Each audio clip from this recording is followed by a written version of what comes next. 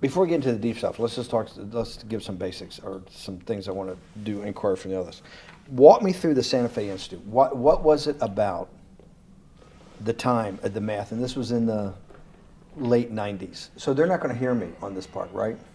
We're going to do it both ways? It will not be on the video, but we do have you recorded. Fine.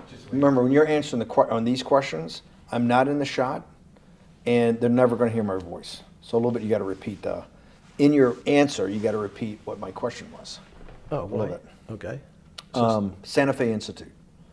Why, when you're at the top of your game on Wall Street, do you decide to finance, which was at the time, or endow, or become the donor or sponsor, however you want to say it, for what was considered the most cutting edge group of mathematicians in the world? Action. So Santa Fe Institute in the late 80s, early 90s, I was interested, I was on the board of Rockefeller. So that starts, Rockefeller, it's university formed by John D. Rockefeller to sort of give back to the community. It's east side of Manhattan, except it was old. It was sort of old-fashioned. They were talking about medicine, and medicine by itself was, again, subject to the ideas of science. They were trying to use science to find cures for disease. And I said, no, we need to do something different. We need to start interdisciplinary work. In most... How did a schmuck like you get on the board of Rockefeller? What year was that? I don't remember. Late, I think 89 or 91. So that's one of the most prestigious research places in the world, correct? Yes. Okay, how did a guy like you get on the board of a blue blood, internationally known, hard research, Nobel Prize winners all over the place? How do they pick a guy like you, a trader from, or basically some guy from Bear Stearns? Good question. So I was asked to be on the board of Rockefeller. And I think it was, I was on the board of Rockefeller. There was a money manager who said, Rockefeller needs someone with financial expertise because the university is growing and there's lots of new things. You have to, again, we go back to the original discussion the last time. Up until the mid-'80s or sort of early mid-'70s, the most important thing was your name. If you were Rockefeller, you already were considered to be brilliant. If you were head of General Motors, it was your reputation. It was who you knew, who your family was, what was your character.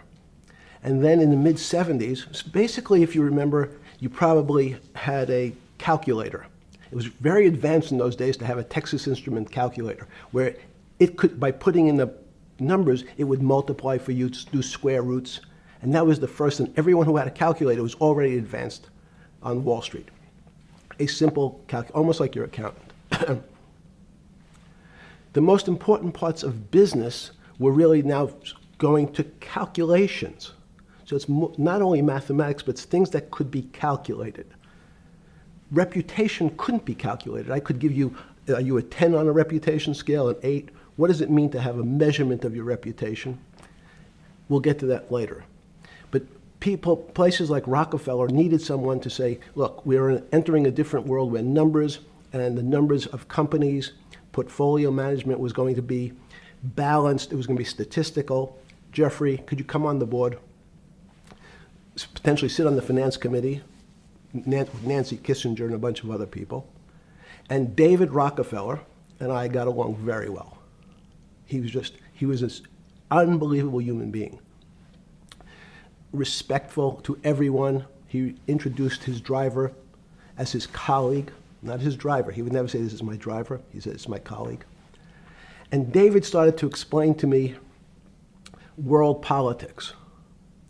So David would say, Jeffrey, money is going to be sort of the most important things. People don't understand money. You seem to have this knack for money.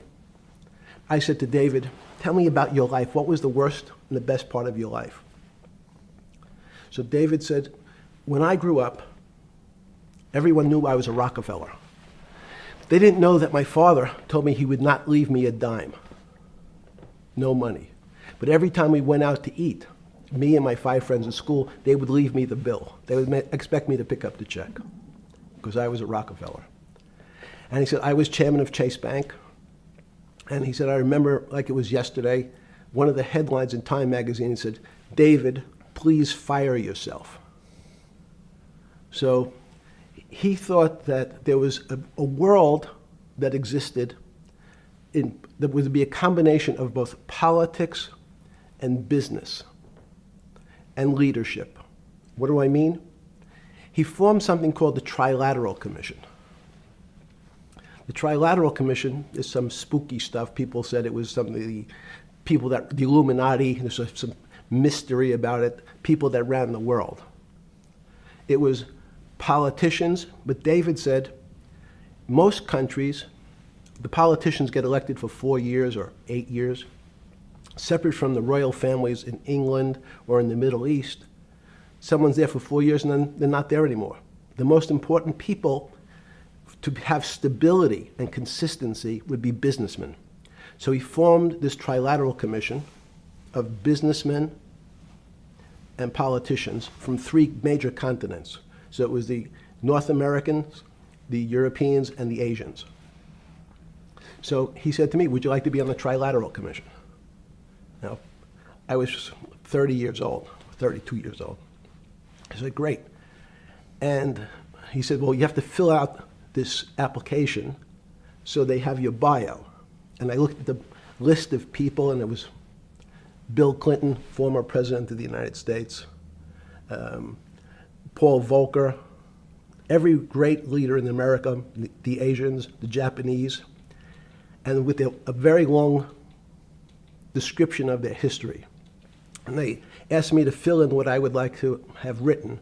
And I wrote Jeffrey Epstein, comma, just a good kid, which I thought was funny, nobody else did. So in answer to your question, at that time I recognized around the world that monies and currencies were not really well understood. But again, it was only numbers. So numbers, and I'll get to the fact that it was bad thinking. Numbers are very good. Are most people that you meet, even on a Trilateral Commission, when you meet most people, do you find most leaders financially illiterate, economically illiterate? Most political leaders don't come out of a background of finance. Most political leaders come out of a background of being popular. So in some of the countries, in some of the African countries, for example, they might have been a military person. They were a general. In some of the African countries, they might have been a disc jockey. Or in our country, they would have been an actor. The knowledge of money they don't have expertise, they have no degrees in finance. They really, and this is one of the major problems, their expertise, if they have any financial knowledge, is of their own checking account or bank account and filling in their own taxes. So many world leaders who don't really have a financial underpinning make fundamental errors when it comes to money on a country or institutional level. Let me give you an example. If you, Mr. Bannon, if I said your assets increased last year, you'd say, that sounds pretty good. And I'd say, what does that mean to you? You'd say, well, I have more money. I guess I'm wealthier. I'd say yes. And if your debt increased,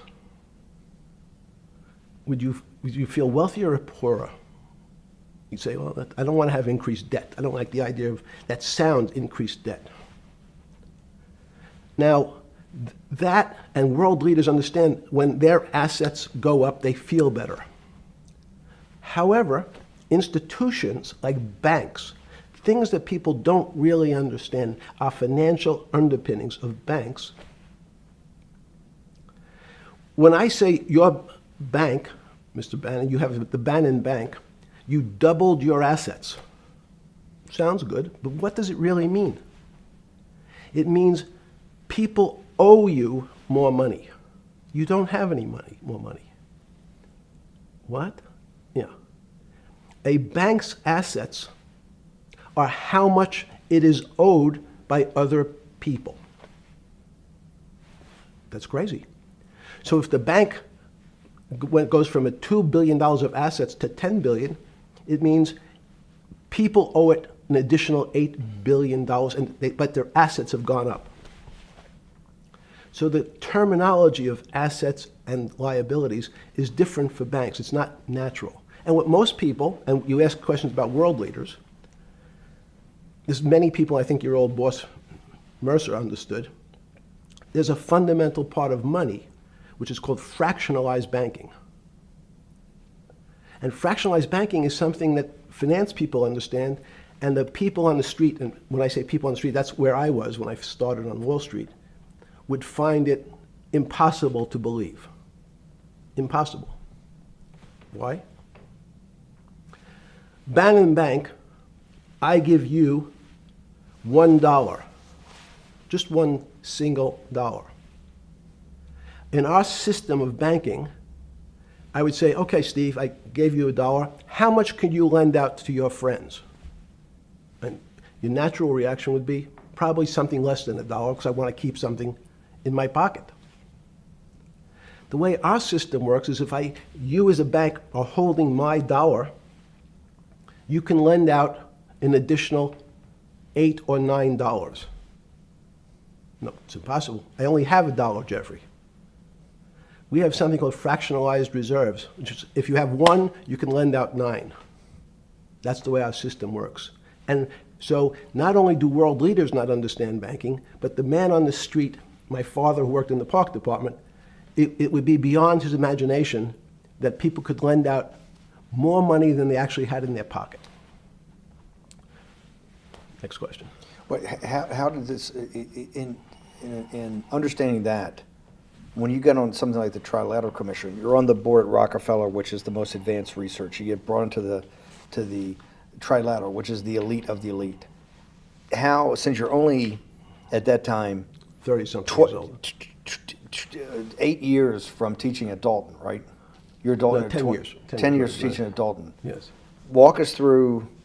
I mean, put us in the room. Walk me through exactly what it felt like. What it felt like being on the board at Rockefeller. You got these Nobel laureates, and you're sitting there making decisions, and you start to meet these people at Rockefeller. Now you start to meet these people at the Trilateral Commission. What did it feel like? It's a great question. So what did it feel That's like? what I'm in the business of asking.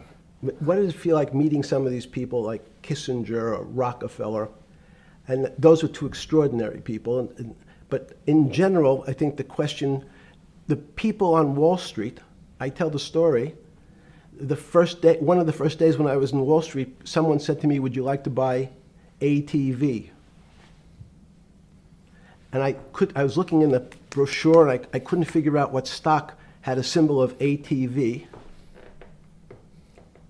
And when I finally said, well, I can't find it. And they said, what's the matter with you? Do you want to buy ATV? Which is, he was selling hot televisions, stolen televisions from the floor of the American Stock Exchange, referred to in common parlance as the televisions fell off the truck. So I knew what that phrase meant from Coney Island. But what I found was most people, be it in business, in normal life, or in the world leaders, don't really understand money. It is something they think about. They have a sense of what it is. They certainly want more of it. But they also make statements like, we want more money, but we don't want more debt, which just shows a misunderstanding of what money at its core really is. So most people don't, they want to make it, they want to save it, but to understand it intimately is not a normal characteristic. At the first Trilateral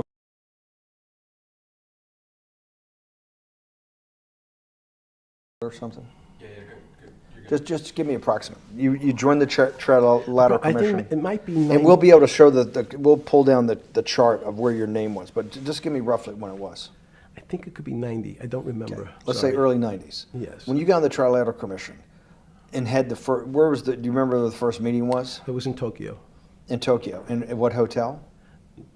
I would like to say the Hilton, but it's probably not. And it's a 3-day, 4-day? Give me some Three-day event, and it walk me was through the whole thing. Speeches. It starts with a dinner. Just walk me through it. It was boring. You couldn't possibly think it was boring. It's It bullshit. was boring. You had to No, be stars sorry. in your eyes. No. Did you fly over privately?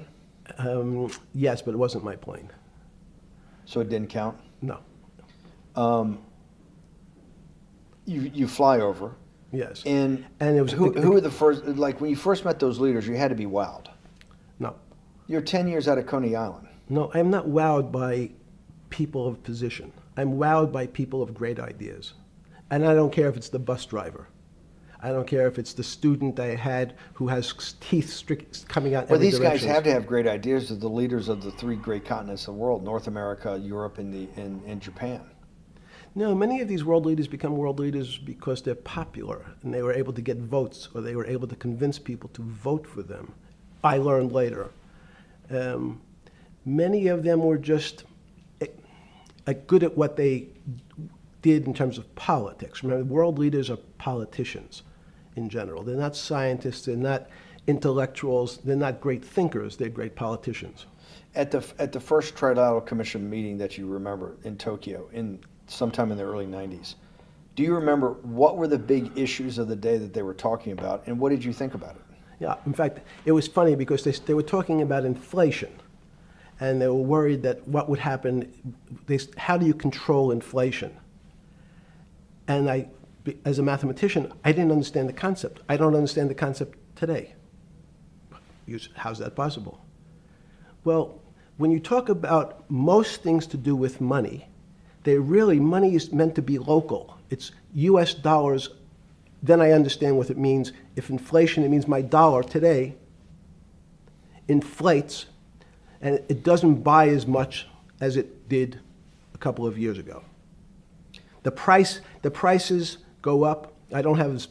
It seems that everything is great, but in fact my dollar is shrinking in value. If you, and you're the financial genius here. I'm just a lowly M&A guy. Sure. If you let me finish the thought. Go ahead. So if you're in America, you can feel inflation. Your salary's gone up, but you can't buy the same car. In fact, it starts to feel weird because the value. That's why I wanted to ask the question then. This is my point. Sure. The people who live and breathe this, the central banks, have been haunted by the specter of inflation since the late 70s. Yes.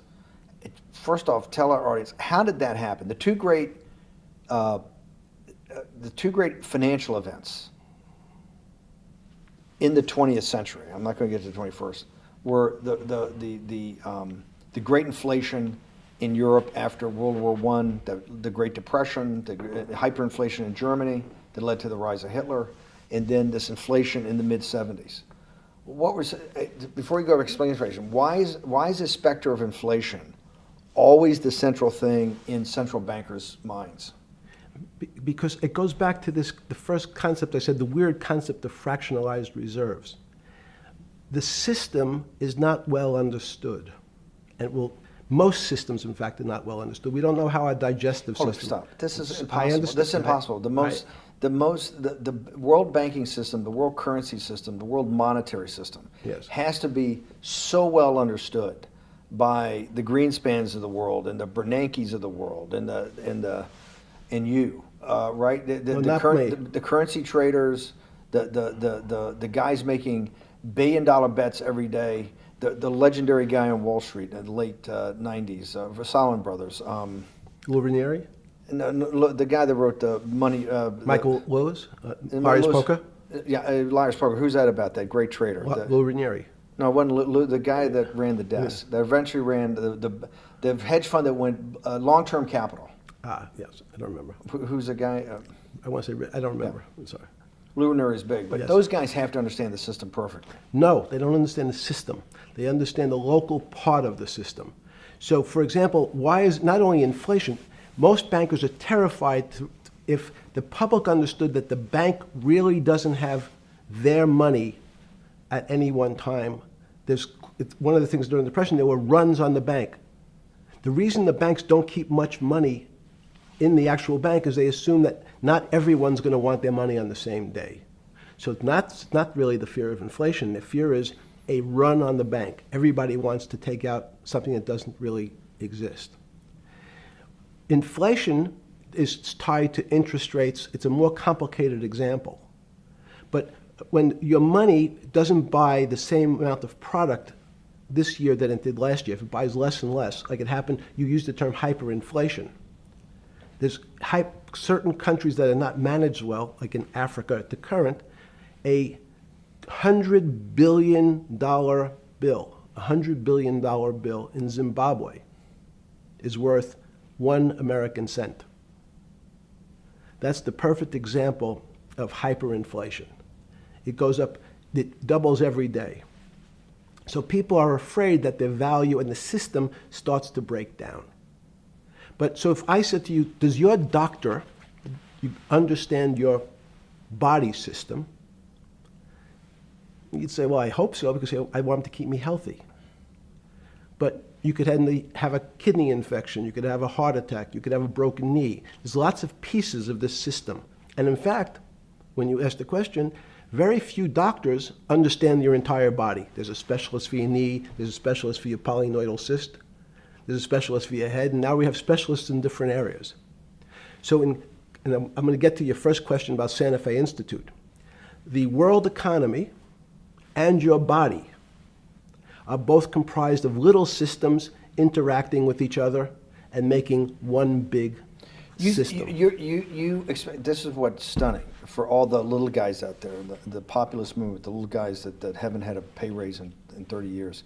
They think that these elites, have everything. The guys in the room making the decisions, the party at Davos guys. You're sitting there, you don't think many people today really understand the complexity and really all the moving pieces and how they interconnect to the world's financial system. No, not only don't they understand the complexity, and that goes back to Santa Fe Institute was an attempt of trying to see if there was a way to mathematize, formularize, or algorithmically understand what the term complexity means. That goes back to the original question. Complex systems are complex by definition. But there's not necessarily, it's not one level of complexity. As we might say, well, our fingers are complex, the movements, the muscles of our hands, but it's not as complex as the blood system. Now I have a circulatory system. I have systems on top of systems, so that there's no one group of or person that really understands the way the body works. There's no one group that understands the way the financial systems work. You might understand U.S. bond market. Now, you've asked about the trade of long-term capital. That was a bond fund, very small part of this very complex system. So the goal of the Santa Fe Institute was to see, is there a way to get in, somehow understand how complex systems interact? Fast forward, Steve, to today, where Google and these other engine companies, the other tech companies, are trying to build artificial intelligence. The strangest thing that they've found, one of the strangest things, is that the systems that they design, this artificial intelligence, which a lot of people have heard about, is they design a bunch of systems. They're called neural nets. The term simply taken out of brain work, neurons in the brain. Nets because they actually look like a net. They put in some inputs. The computers work, spit out an answer. Sounds normal to you. It's because you're thinking about that calculator you had in 1976 on your desk. When you ask the person who designed the system, how did it come to that answer? How did your neural net, can you show me the calculations? They say, no, we don't know. We don't know how the thing we designed actually came up with that answer. That's pretty strange. They take the same neural net now and they put it in front of a video game. No learning, nothing. They said to the computer, they say, sit in front of your video game and learn how to play. It seems the computer learns better than any human in history, faster than any human in history, beats any human in history, but when you ask the designer how did it do it, no one knows. It just did it. So that's the first little touch of things that we already have gotten to a place where we don't understand it and we built it. On Sunday afternoon, September 14th, 2008, where were you? Sorry? It was the night they put Lehman Brothers in bankruptcy in London. I was in jail. Seriously? Yes. So the financial crisis of 2008 happened when you were in jail? Yes. Oh, this is going to be so amazing. This is going to be so amazing. I take it you didn't have your Wall Street Journal dropped off to you in the morning, your Financial Times. No. How did you hear about because I want I forgot about this, but yes. I'm trying to get, this is going to be amazing. Let's go back and do that again. Sunday afternoon, because I want to find out about people, the geniuses understanding the complexity of the financial system. Because I think the best example we have is the financial crisis, the crash of 2008. Sunday afternoon, September 14th, I think it was, 2008, is when they were working feverishly in Midtown Manhattan at the Lehman Brothers offices and at various law firms around town, and with the Secretary of Treasury in the Federal Reserve, what they're going to do with Lehman. They decided they weren't going to save it. And so they prepared to put it into bankruptcy at the open of the market in London the next day. How did you hear about what was going to happen to Lehman Brothers, and what did you immediately think when you heard they was going to be put into bankruptcy? I'm glad you asked that question. I was in solitary confinement September 14th. And again, some of the public stories about the wonderful time I had in jail and my work release, which didn't come till months after. I'd been there since June in an 8x10 cell with a bed in the back, a 6-foot bed in the back, a chrome sink with a toilet attached to it, and a little piece of metal sticking out that was supposed to act as a table. Now, since I was in jail, there were no books. Why? There's no library. No library, but you're in jail. No, I was in jail, not prison. So in jail, I was in a place which was called the Special Housing Unit, which is for the roughest, toughest, meanest people. They had put me there, they said, for my own protection. So I was in a 8x10 cell with a little slit in the door where they would serve my food on a tray about 9 inches by 4 inches. And then as soon as I finished eating, they would take the tray and close it down. And one of the guards said, do you understand there's Wall Street's crashing. I'm worried about my pension fund. What should I do? And I said, sorry, Wall Street's crashing? What's happened? And he said, there's some crisis and some companies are going bankrupt. I said, are you sure? And he said, yeah, it's all over the papers. We're all terrified we're going to lose our life savings because we have either a 401k or our pension funds. We don't know anything about money. Mr. Epstein, can you tell us, like, what's going on?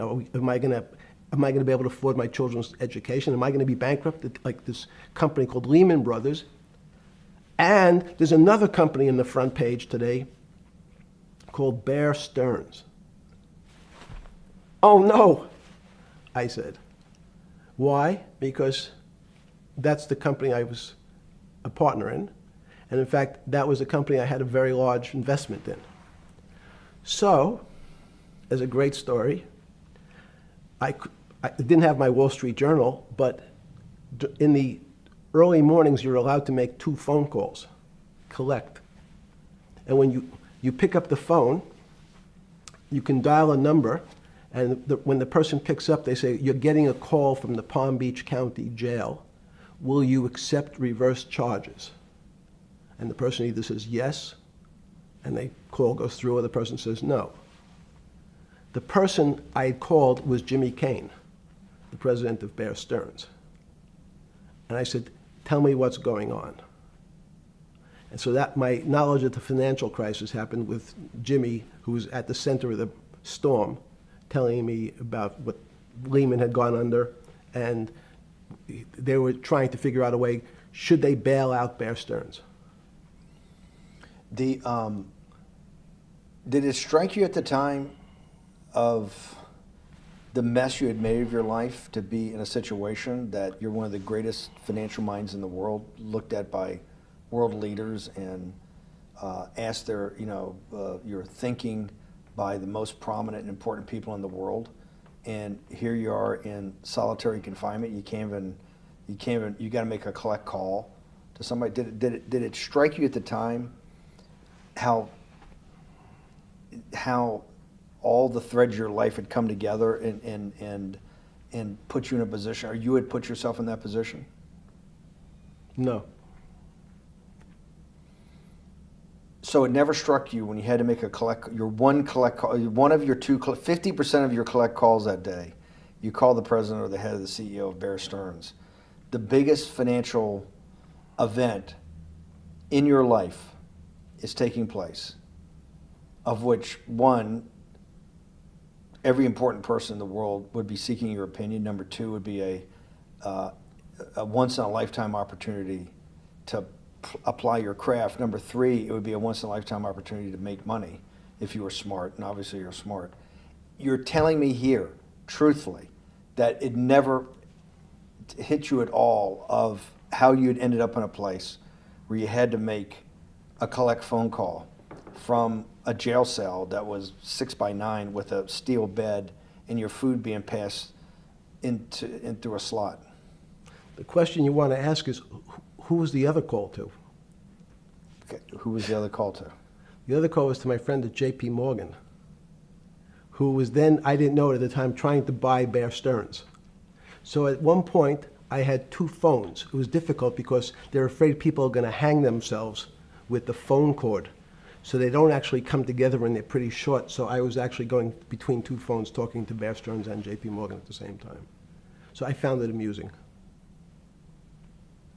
And it never struck you about how to end up in a situation like this? No, that would be probably means I would be too self-aware. You can't possibly expect me to believe this. I know. I don't believe it. It's no, it Even can't, it can't as be, it can't. You're telling me that during that day, you never had a moment. You sat there and go, what the fuck have I done with my life that I'm in a 6x9 jail cell when I should be on a trading desk, or I should be in my $250 million greatest townhouse in New York City, taking calls from the king of Saudi Arabia, the president of China, the head of Russia, the president of the United States, to save the world's population from a financial debacle. You honestly expect me to believe that never happened? You're suggesting I was somewhat depressed, and how could this happen to me? I'm not saying depressed. I'm saying a moment of awareness of how could I get myself into this situation. No, I would just say how strange that this happens. It's strange. I'm wearing a jumpsuit and flip-flops. What given color to was me. the jumpsuit? Brown. Brown. Brown jumpsuit. Yes. I notice I don't see you in a lot of brown. No. Brown jumpsuit and flip-flops. Flip-flops, yes. With no access to books, no access to newspapers, No access to anything. You had lived on information. Except my Almond Joy bars. I had extra Almond Joy bars. Did you eat Almond Joy bars and things like that because you're afraid of what the cooks did to your food? Yes. Is that because of that you were in for the crimes that you were in for? No, it was just in fact, I Is was... it because you're wealthy? Yes. How did you know that? Well, people would constantly come, if I was passing by or have to go for my medical, people would either ask to borrow money or make some other types of comments about... In the beginning... What were the comments? At the beginning, what were the comments? It serves you fucking rich guys right that you're here next to me. There was nothing about your crimes? No. So all this rumor you hear all the time about people in prison that commit the type of crimes you commit, you're saying in your personal thing is not true? No. It was all because you were rich? Yes. And it was all because they wanted to borrow money? Or get advice. Yes. What, they get advice to stock go long? Yes. You're telling me is this time to buy? You're telling me in solitary confinement they're interested in going long? Yeah. They want to know what does that say stocks... about human nature? Well, what I think the people find, one of the reasons they wanted to keep me in solitary confinement was they're afraid that everybody would want to know which stocks to buy. But what happened was, after this crisis, now it's on the front page of every newspaper. I don't want to lose this day. Sorry. When you first heard that, was it Bear Stearns had been kicked into bankruptcy, 6 months before? No, this is the same time. This is part of the same deal. I thought, no. Bear Stearns, they saved Bear Stearns and didn't save Lehman Brothers. That's right. it. They 6 months before they had bailed out Bear Stearns. But Bear Stearns was still a zombie, A shell of its former a self. former self. But they had quote unquote saved it. They admit. Why did they make the decision in your mind? Why did Hank Paulson and Bernanke what's this concept of moral hazard? Explain to the audience what moral hazard is, and why did they save Bear Stearns 6 months before, and why did the smartest guys in the room decide not to save Lehman Brothers? It's a good question. The real issue is I'd have to go back when you have these systems to the way your doctor responds to any type of emergency in your body. If they might decide to save your kidneys and let your gallbladder go because the gallbladder is less important to your overall system. If at that time, even it's not that long ago, the boogeyman was when said, well, what really happened? Jeffrey, what really happened? What is this financial crisis? And, some of the progressives and the right wing blame it on the banks. It was the banks' fault. And it's the fault of this very esoteric, unknown concept of derivatives. It was really the derivatives that caused this financial crisis because the derivatives got somehow out of control and in the Mickey Mouse. And that was the way you started your road to a billionaire went right through derivatives. Yes. But derivatives were not the cause. Derivatives were not the cause at all. It's like saying your hair was the cause of your heart attack because it was on top of your head. So what was the cause? There isn't, let me say, there's no one specific cause. These are system collapses. So many times when they have to make your death certificate, when you say, well, what did he die from? They'll say heart failure. But if you say, what was the cause of his heart failure? Well, he had low blood pressure, his sugar was high, he was diabetic, he had all these other problems. But they say, no, we need a word on your death certificate. Did he die from brain damage? Did he die from heart failure? That's the financial crisis. Many people said, well, what caused it? They wrote, like on its death certificate, derivatives. But derivatives are not a fundamental cause of anything. Was it Sunday or Monday? I take it was Monday morning when you made your two collect calls and you were talking to Bear Stearns on one hand and Morgan Stanley on the other. J.P. Morgan. J.P. Morgan. That was Monday morning. Did you, Jeffrey, being one of the financial geniuses in the world, did you understand what Lehman Brothers going into bankruptcy, the domino effect, that by Thursday the financial system would be under such extremis that if it didn't have $1 trillion cash infusion in the United States, it might collapse? Did you know that at the time? Did you view that at the time? Yes. You did? Yeah. Why? Again, I don't want to bore you or the audience with the idea of it's a medical procedure, but you had system failures. So you'd recognize that if I said to you, did you realize when your father was on the ground and he was clutching his chest and he couldn't breathe, it was a bad situation, he could die. That's how I saw it. Did you immediately think about the commercial paper market? I mean, the mechanical triggers that actually you had to blow through these circuit boards. Did you know the circuits? Did you understand the circuits? Or did you have a concept of the circuits that were going to get blown through? Yes, but only because of an analogy to a body. And in fact, from my telephones against the wall with my little metal wires, because the next day I talked to another person in Washington about the issues of what I thought was happening, and I made the same discussion about the... They were at the Treasury Department? Yes. So in a 6x9 cell in... The phones were outside the cell. In Palm Beach County, California? West Palm Beach, Florida. West Palm Beach, Florida. That's what your juice diet. West Palm Beach, Florida. West Palm Beach, Florida. West Palm Beach, Florida. You're making a call to Washington, D.C. to talk to some deputy secretary of Treasury. Someone in Treasury. Right. Someone in Treasury. Right. And that does not, the night before you go to bed, it doesn't dawn on you at all. You never have a moment of self-reflection that, how did I end up on this metal cot when I should be at the center of things? No, I had a telephone. So I said, I can talk to, it makes no difference where I am. In fact, I'm still talking to the same person if I was at my home in Palm Beach. But I'm the here in difference in your jail. home in Palm Beach. I can dial my that's a own phone. That's bullshit. No, but you can also make 1,000 phone calls. Here you got to make one, and he's got to take. Think the how much judgments. better that was. I had to decide who was the right person to call. That was unusual for me, because I would have called 20 people And before. what was the advice you gave him? I said, you have a sick patient, and it's very much like a sick patient in the emergency room. You can't think about it like your car. People in normal walks of life think about money and things as a machine. And unfortunately, so if your car breaks, cars are always easy to fix.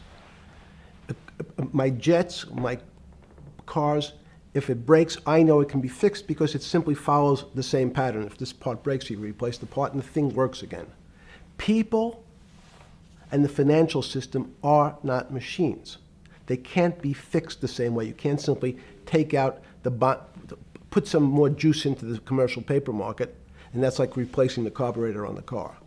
It's much more, I have a patient who can't breathe, has a stomach problem, can't see, looks bleeding at the same time.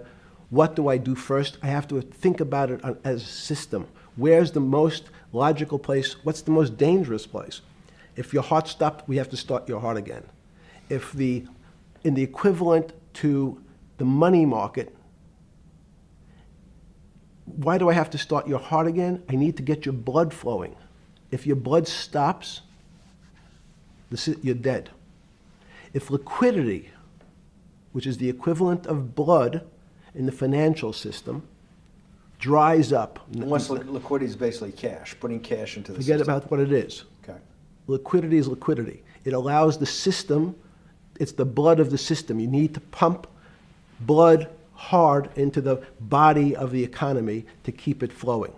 And if you're, especially when you're worried about someone dying, you're not going to be worried about the niceties of, well, you got the shirt dirty and there was some damage.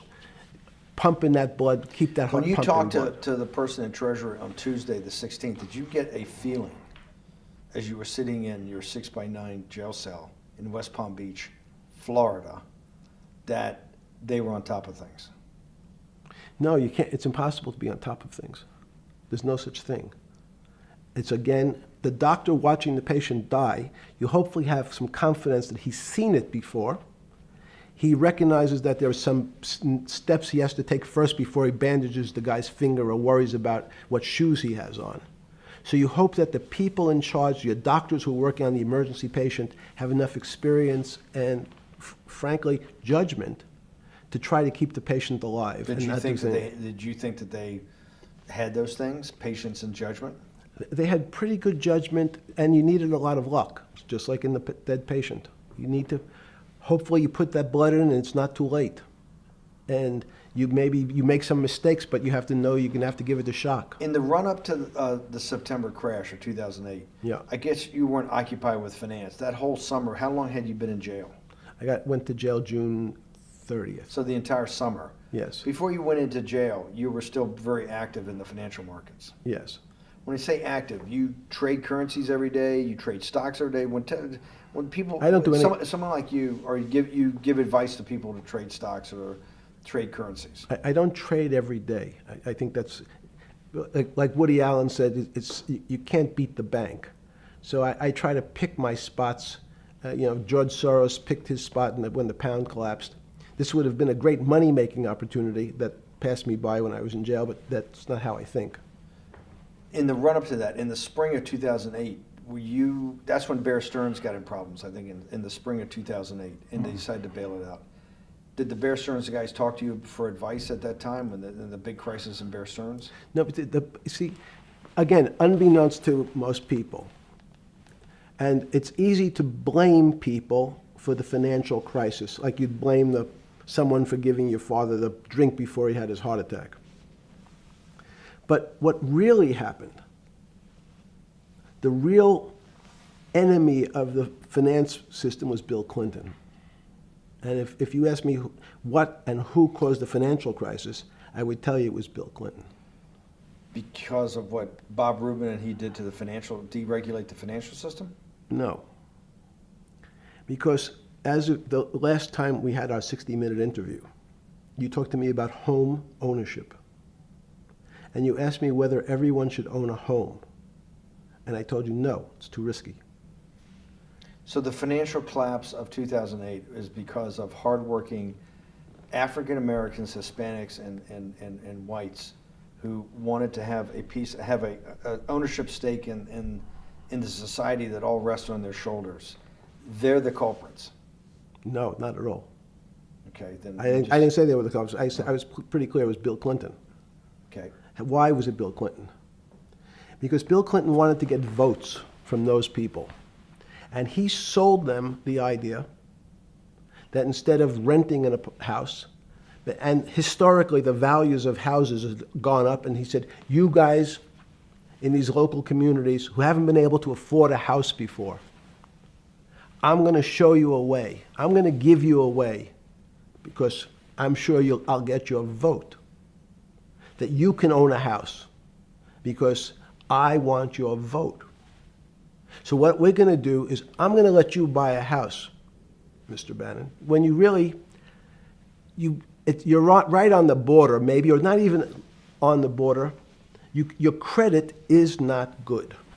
Okay, let's be honest. And it's not my fault, it's not Bill Clinton's fault, but if whatever happens, at the moment your credit score or whatever it is, your credit's not good.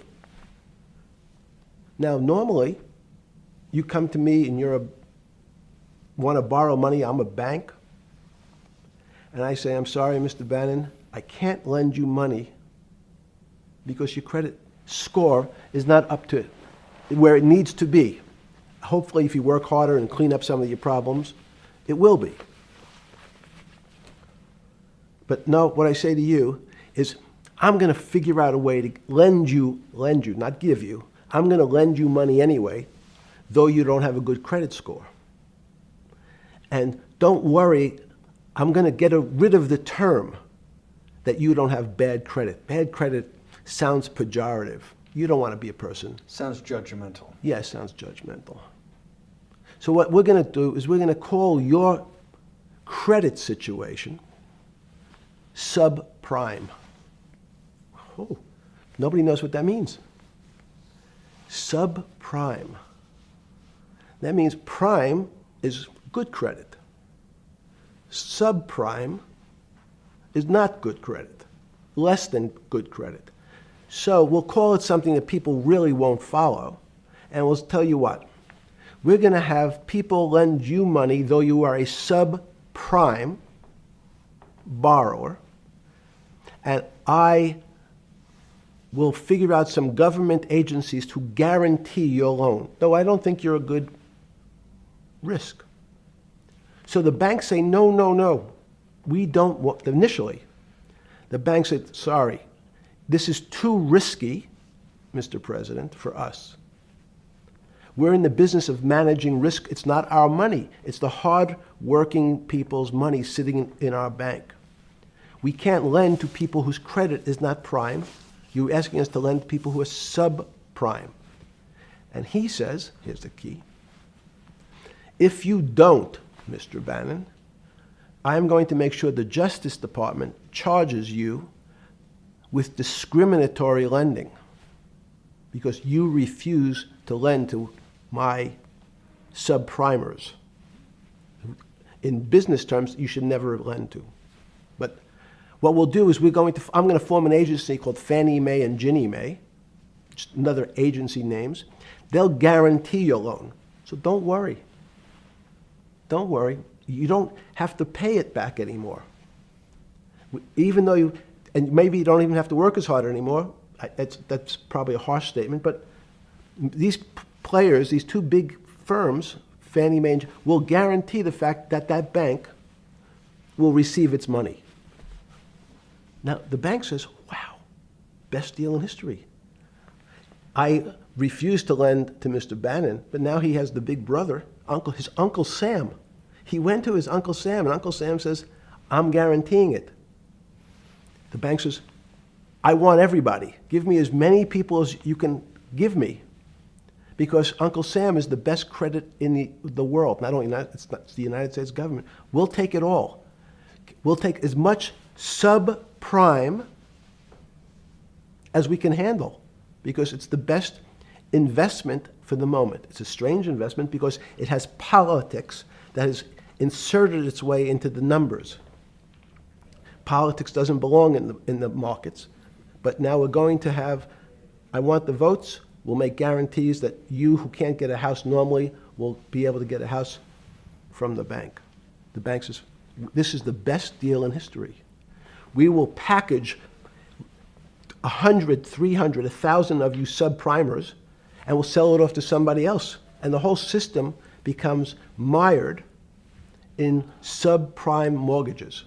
That's becomes the issue. What do you mean mired?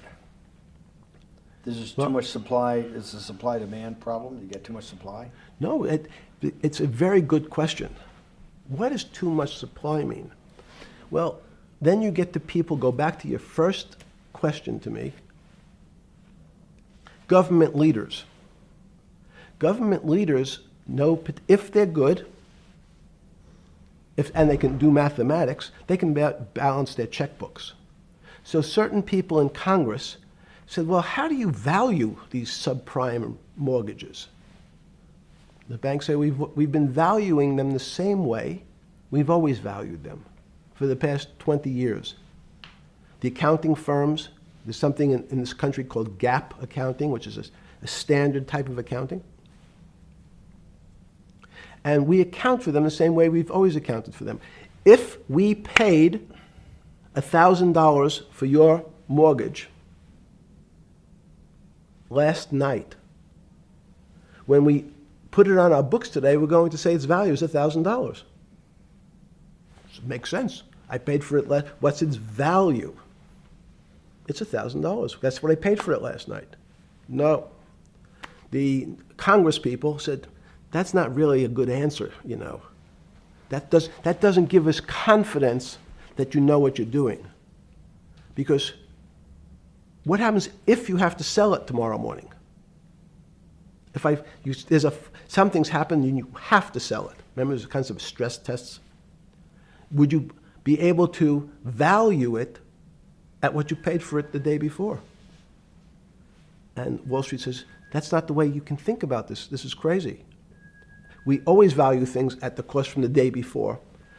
And they changed the accounting method, in essence, to say not what it was worth yesterday, but if I have to sell, what would it be worth? That's impossible. So what happens is every bank now has to value something they bought yesterday at lower than they paid. Never before in 20 years did they have to do this. So something they bought at 1,000, on their books was 1,000, is now 990. That starts to, you asked the question about what did I start to think about. Something's 1,000 and 990, this person now has to value it at 980. When did you first start to get nervous, understanding Bill Clinton in all this? Did you change glasses? Yes. Okay. I changed shirt. I saw that black. Are you okay with the? Yeah, great. I think we're gonna have all kinds of changes. I'm experimenting. Yeah. Okay. When did you get a feeling? Did you ever anticipate before it happened something like 2008 could happen? No. How could that be? Because it's the word, I can beat it to death, is that it's very much like would I anticipate I'll have a heart attack tomorrow? Unlikely. Was 2008 a heart attack or a stroke? Debilitating. It's a better, it was both. But why was it both? Because in fact, as I said, the blood was getting dried up in the system, and the head, which is sort of the central bank, wasn't working. So to some extent, it was a combination. It was a crisis. Did you see that building up over time? It's always been lurking in the background. I mean, if you have an older parent, would you say it's possible? Did you anticipate him having a heart attack today? No, you hope things are going to go better and maybe they'll fix it up. The system was getting too complex, and it wasn't based on derivatives, because what people keep forgetting, and as I was just explaining, Wall Street, and in many professions, including Wall Street makes it sound complicated. They don't want the little guy to understand what they do because they make so much money and they don't do very much. So they couch it in words like derivative and stock options and commodity futures and different types of contracts. It's all fairly, everyone is capable of understanding it. It is not complicated. But Wall Street, because they make so much money from doing fairly simple things, needs to make it more complicated than it really is. We had a very big recession in the early 90s based upon real estate and Japan basically imploding. Let's again, Okay. you had a recession in the 90s. I don't know what it's based upon. It's always interesting to look back and say, separate from there's certain triggers, like there, in the 70s there was a... What do you think it was based upon, the 90s downturn? It's clearly there was a huge downturn. No, I know there was a downturn. That's what I know for sure. That's a fact. That's all. Everything else is sort of speculation about why did he have that? I understand that, but Sorry. there's some speculation that has 0% probability of being true, and there's others that have 90%. In the range, when you look at the range of alternatives of what could have caused it in 90, and what I'm trying to do is get you all the way up to 2008. Look, Sure. You're the smartest guy in the room, right? You know that.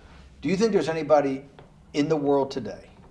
Oops, this is going to be a bad question. No, but do you think anybody in the world today, the Alan Greenspans, the Bernankes, is there any central banker you know, any partner of any Wall Street firm, any guy running a trading desk, and I would take it that would be, or anybody at a Larry Fink at BlackRock, Steve Schwartzman at Blackstone, the top 100 financial guys, and let's throw in a couple of Nobel economists, and let's throw in the best professors at Wharton, at Harvard, at Stanford. Do you think that there's anybody that understands money or understands the world's financial system as good as you? There must be. But it doesn't come to the top of the head. No. Okay, fine. Now It's that not now that I've gotten that, let's go back to 1990. In that arc from the fall of the Berlin Wall to 2008. Good. We started with the implosion in Tokyo of the Japanese economy, Japanese financial markets. We had the huge run-up in internet stocks, right? We had the implosion of that in 2000. The bankruptcy of Drexel Burnham in 90. Mm-hmm. Implosion of Japan, huge run-up in equity markets for the internet, implosion of the internet in 2000, 10 years later roughly. Mm-hmm. And then this run-up through the Iraq War and all that, the run-up to 2008. Every 10 years, it seems like, we're in some sort of 10 years before the 1990s was the 70s. You sound like an astrologer. Okay. And not a finance person. I'm supposed to be a mathematician. It just seems to me a pattern of every 10 years. That's misleading. That's exactly right. Because people like to see patterns. People like to see patterns where there are none. So a pattern of a financial crisis every 10 years is just in my mind. Yes. Long-term capital, that had to be bailed out back in the late 90s when everybody panicked. And that wasn't that bailout today would look small, and it was $5 billion or was $30 billion. Businesses fail all the time. But long-term capital, the Federal Reserve stepped in. But I'm saying people go bad. Things go bad all the time. Yes, you're correct. The audience is watching this, the little guys, they go bankrupt all the time and nobody gives a shit. You know why? They're a little guy. But when long-term capital management goes bankrupt, or Bear Stearns goes bankrupt, or Lehman Brothers goes bankrupt, people care because it's an unfair characterization. Why do you say that? Because again, it's the complexity of the situation. If you think about you have a complex system. You have your body. Now, in fact, the little guy is my finger. This is. And Bear Stearns is your heart. That's correct. The banking system is my heart. The system, I can't risk my because remember, it's not only my. You haven't been able to name. Hang on. You haven't. Hang on. No, hang on. I was trying to hang. I wanted to see if the hang on worked. No, you haven't been able. You're not good enough yet. You're like junior wizard trying to do it. You haven't. Yes. I'll say, since we can't name another guy that's as good as you. There may be a couple out there. You're not bragging. You're humble. It had to be sometime. Please tell me there was some time before you went to jail and basically got cut off from daily information in the summer of 2008, that you started to get very nervous that this complex system, that something was deeply wrong? Okay, first, let's go back. When I say no one understands the system better than I do, it doesn't mean I You always understand. sound like a doctor. You're afraid he's going to get sued for giving a thing. Yes, you're not, no. gonna, you're No, not no, taking no. on any liability. There's no contingent liability here for yeah, your no, answers. no. But the word understand is the problem. Okay. I don't understand the system. So I don't understand the financial Will you system. please stop? You cannot sit here and Yeah, tell no, me. no. What we just went through, I'll go through again. The hedge fund managers, the money managers, the central bankers, the commercial bankers, the heads of the investment banks, the heads of all the trading desks, the top economists, and I'll throw in the business school lecturers at Stanford. Of all the top 200, 250, you can't name at the top of your head the guys who are at least at your level. You have to understand it somewhat. No. Sorry. We all don't understand it. No one understands it. It's a miracle. It's that's part of the problem. It's impossible to understand. That word understand simply means if this happens here, that will happen there. It's predictable. Understanding means it's predictable. It's not predictable. That's the problem. In complex systems, that was the fascination. Is there a way to tease out some level of predictability? So No. In fact, you would ask the question. It's a great question, which was it a stroke or a heart attack? Now, most people don't know that before they were going to have a stroke, they had a stroke. They just have a stroke. Do they understand why? In hindsight, you go back and you can make lots of explanations. It might sound good, and if you're talking to the working man, you're using language that he'll never understand. It's complex, so he, just like going to his doctor, he says he has a gastrointestinal problem, or he has diverticulitis, as opposed to saying, you had a stomach ache, you ate bad food. People don't like to say it in normal, everyman terms.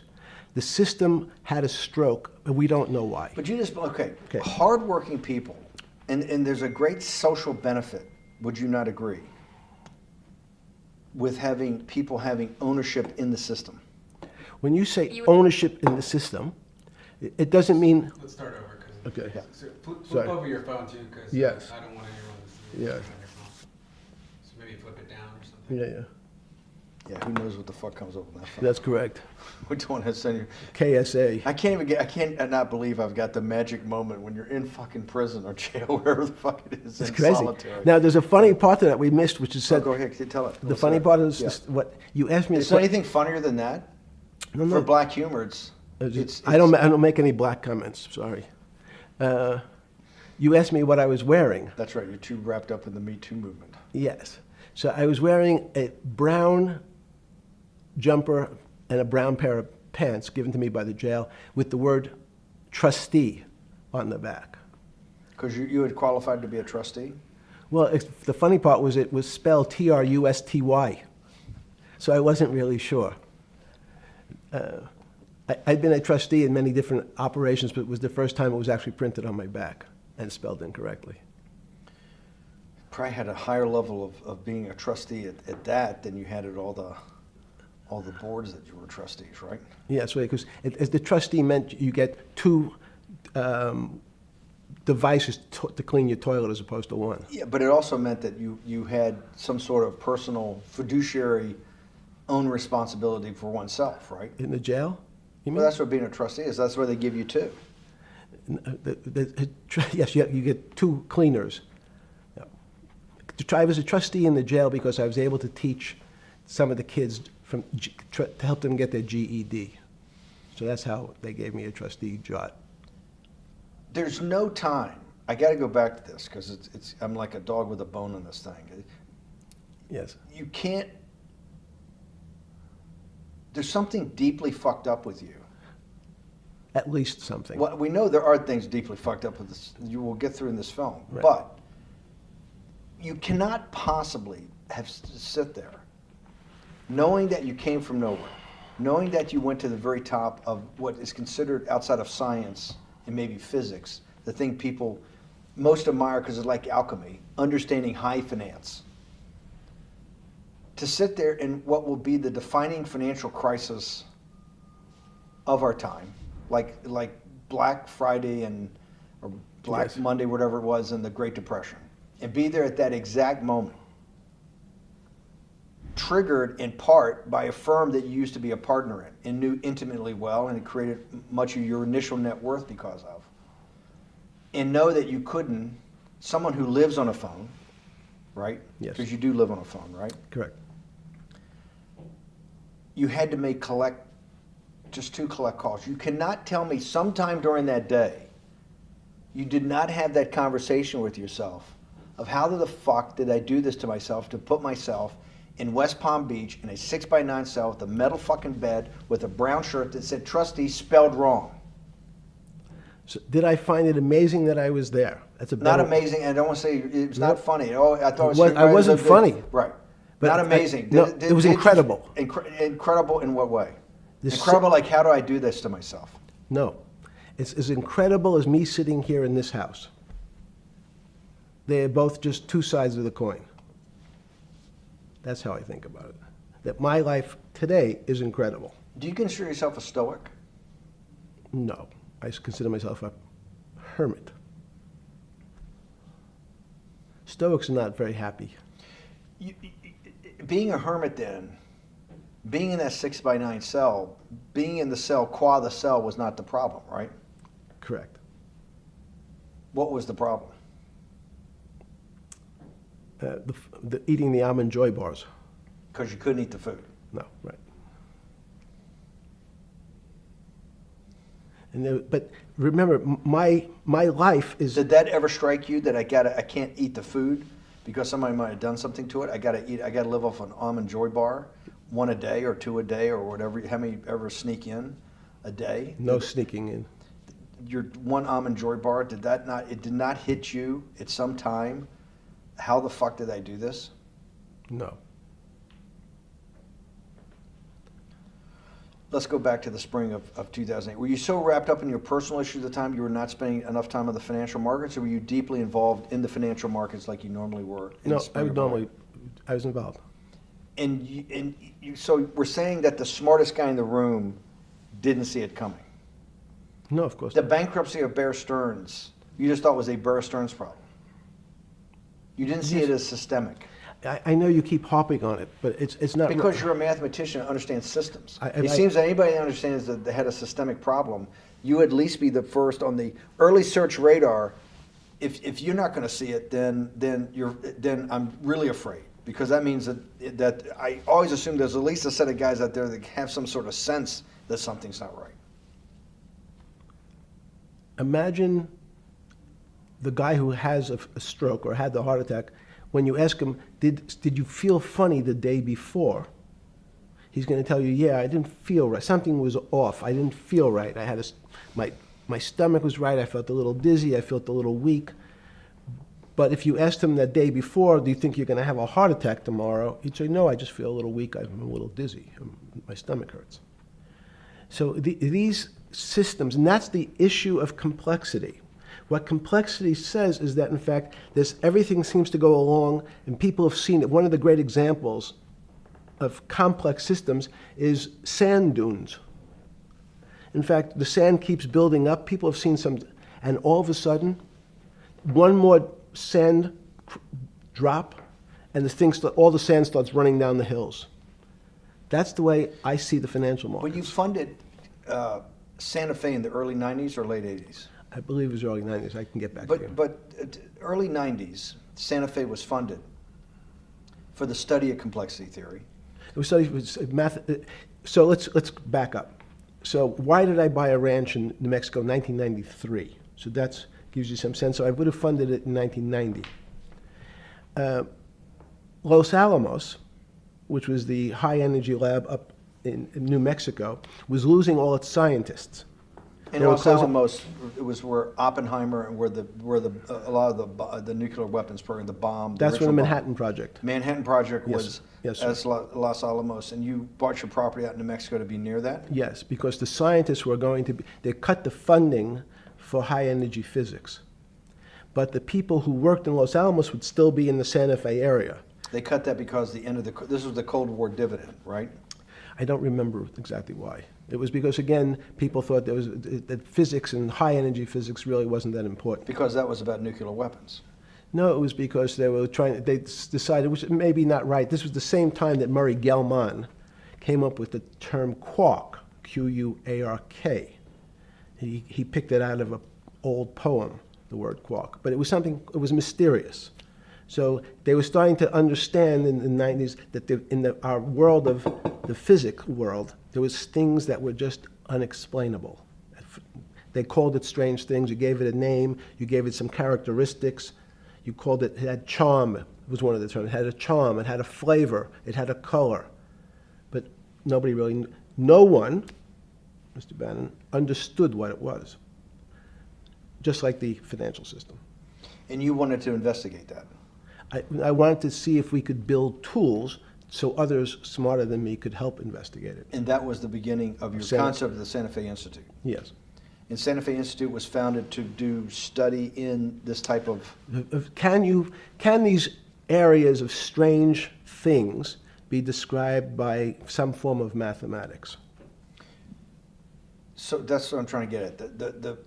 The foundational thought, the organizing principle of Santa Fe, yes, in the high physics lab at Los Alamos, right, which had been the headquarters of Manhattan, and the Trinity Project, right, the bomb. Yes. So you're talking about the elite, the high priest of physics. Of physics. Yes, sir. Which high priest of physics, some subset of that is also mathematics. Yes, they're both similar. Project out. One of the tools you want to do is to make sure that in this complex system, the finance system, I'm doing a lot of this for philanthropy and a lot for the good of mankind, but also to be able to understand this complex system, the most complex outside of maybe our body, of the financial world. Yes. Did they create tools, or were you smarter in then the mid-aughts, 15 years later, than you had been then because of work that was done at Santa Fe? No, it was great. But in fact, most of the money, most of my philanthropy in the area of can you describe things that appear to be unexplainable by mathematics, and can you fund people who have new ideas? And unfortunately, when someone thinks they've been able to, there was a man, Stuart Kaufman, when they think that, okay, I figured out how to be able to predict the unpredictable, what appears to other people to be unpredictable. But my system, in those days it was called genetic algorithms, can predict what things will happen, then they all want to make money. So they use their systems to try to figure out, they know they have figured out the way to make money because they figured out the unexplainable. They try, they go bankrupt, and we start again. So with a cold view, what I've come to realize is that the attempt to mathematize, formularize, or what in your prior work, to understand what really is, in today's world, still unexplainable, is impossible. They're miracles. Your first head of Santa Fe was Christopher Langdon, I think. Langdon from Australia. But Murray Gell-Mann was Murray Gell-Mann was the the funder. He was the yes, rock. Yes, he was the rock. He was a Nobel Prize winner? Yes. Yes, and a wonderful guy. He came out and helped us with the Biosphere 2 project. He came with Chris Langdon. Yeah. Chris Langdon was the operator, the day-to-day guy. Chris was doing artificial life. Right. Murray tried to lead his own artificial life. Yes. When Chris came to Biosphere 2 for the first big conference we had in 1994, he was one of the most impressive guys there among all the world's elite. Kew Gardens, the Lawrence Livermore lab, the labs at Sandia, all the major universities, Lamont Doherty, all the big Earth observatories, Woods Hole. What set Langdon apart, I thought, and the reason I invited Santa Fe to be part of it, was Langdon actually made a presentation that everything, and he was making this to scientists, a lot of marine biologists, a lot of people that were just beginning, Wally Broker and people who were just beginning the study of climate change, at that time called global warming. That he made this compelling presentation that everything's really mathematics. Yes. It's all just back to math. And you have to, all these experiments you do, you're not, one of the reasons they're not considered by the high priest in physics as being real experiments is that they don't have a mathematical basis to it, and everything has a mathematical basis to it. Langdon seemed like a radical visionary. What happened to that concept? You go back 350 years. So you have Isaac Newton, you have Leibniz. From move forward, you have people like Heisenberg and Gödel, and what every one of those mathematicians and philosophers came to understand is that there's something there's numbers can describe certain things, approximate certain things. But in fact, trying to put measurements and numbers on other things that are really unexplainable is folly. So 300 years ago, they said that unexplainable realm was God. And people who attempted, in fact, to explain the unexplainable, who said, yes, I understand the unexplainable, were charlatans. They were the occults. They were the astrologers. They were the con men. Alchemist.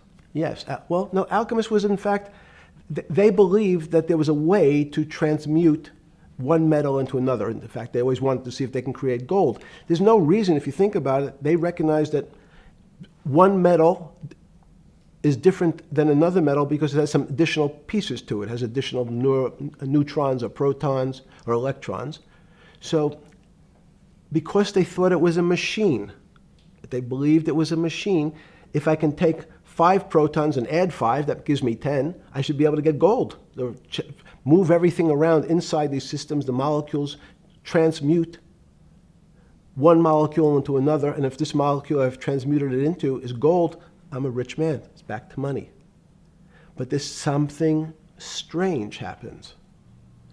Isaac Newton says, this is really weird. If I want to push a ball on the table, I have to touch it. Maybe I have to blow on it. But I actually have to push one side of the ball or the book to move that side. I'm pushing here, and obviously this thing is what appears to us humans to be solid, so it moves as one thing. But the only way to get something to move was to touch it or put a force against it. Okay, seems to make sense. Everybody has that experience. I want to lift a glass, I lift it. If I want to push a ball, I push it. If I want to pull a ball, I pull it. But he recognized when the ball fell off the table, it went in a different direction. How's that possible? Nobody pushed the ball down. And he said, this is crazy. Why did the ball go down? I didn't push it. I just let it go. So someone's pushing the ball. Because I know that I am confident that the only thing that gets something to move is with a force that pushes. So there's a force that's pushing the ball down. In fact, he called it gravity. He measured how fast it was pulled, but never was able to explain why it happened. How is it? What is gravity? It's this. Everybody says, well, why did the ball fall to the ground? Because gravity took it. But what's gravity? That's, as Feynman would say, that's the name of the thing. We have no idea what it is. This goes to Santa Fe. They were trying to explain the unexplainable. Can we measure?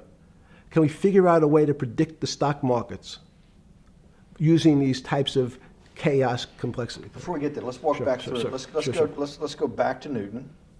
Sure. Pre-Newton and then Newton. What did Newton solve that for millennia up to Newton had not been solved? And then I want to go forward all the way to Santa Fe, what they were trying to solve. Let's start with just 2 or 3 of the basic guys, but let's go with Newton. What pre-Newton, it was what? And then why is Newton such a genius?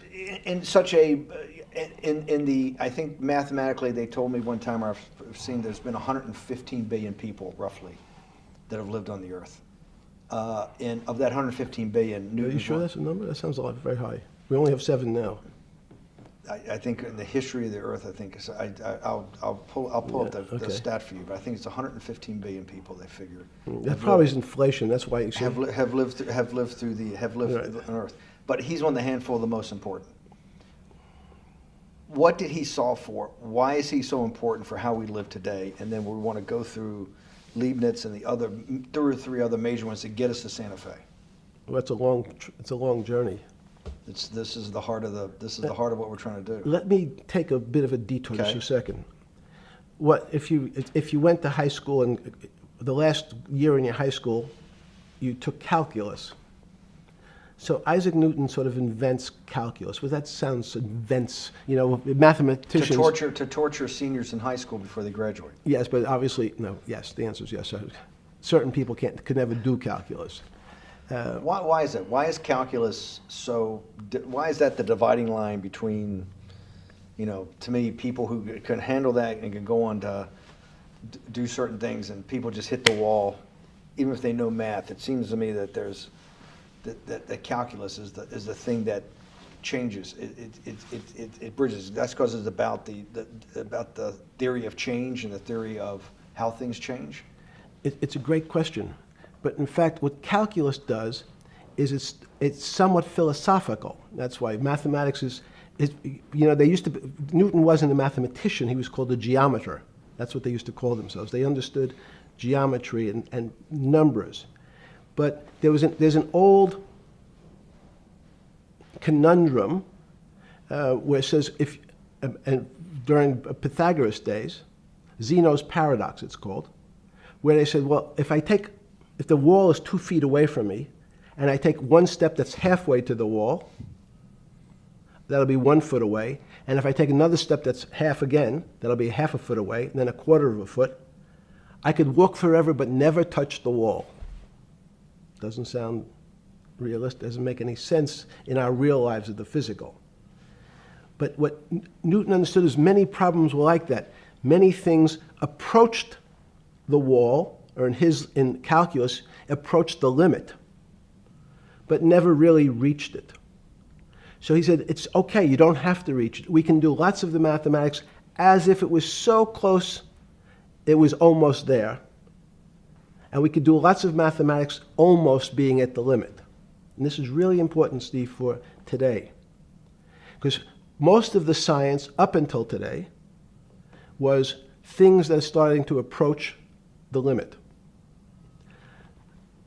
You were taught in high school that if you had 1 divided by 0,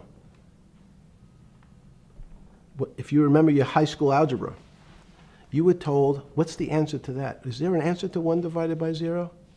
No, if you were in high school, I'd say, stay away from it. It's the boogeyman. You could write it down as it's undefined. It's not able to be determined. There's a bunch of things. But in fact, 1 divided by 0 is a strange things happen. It's a world of the strange. And what I'll explain to you after is that when you get 1 divided by 0, you get into a world we don't know what happens. The answer is it's not explainable. We can call it things like undetermined. We can have a convention to say it's X, Y, or Z. But in real life, we don't know what happens when you are actually at the limit.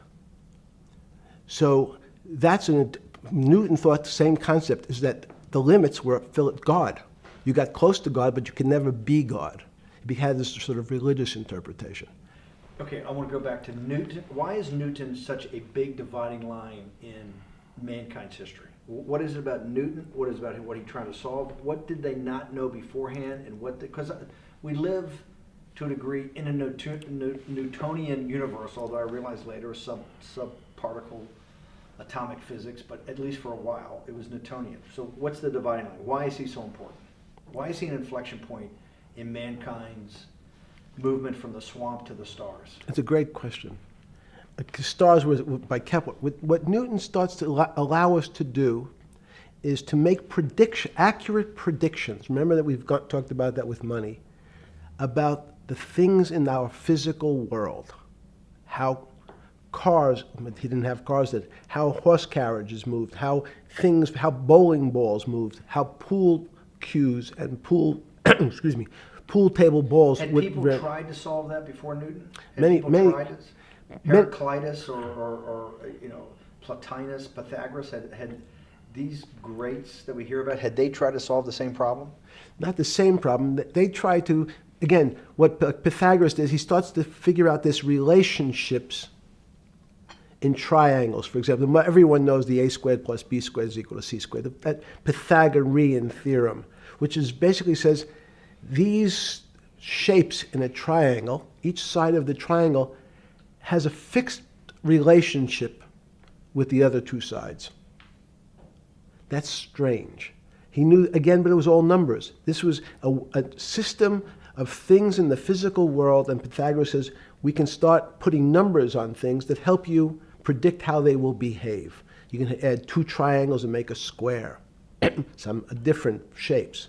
They were looking at geometric forms. Newton says, well, I want to know how planets move. I want to know how things around me move. Can we find formulas? Can I find formulas that explain what I see in the physical world, how physical things interact and how they describe one another? Again, the fact that two things, two solid masses, for some very strange, unknown reason, unknown today, attract one another, no matter what they are. People have seen the experiment. You hang something, two little metal balls from a string, and they move towards each other. In fact, they move towards each other was very specific. So when you drop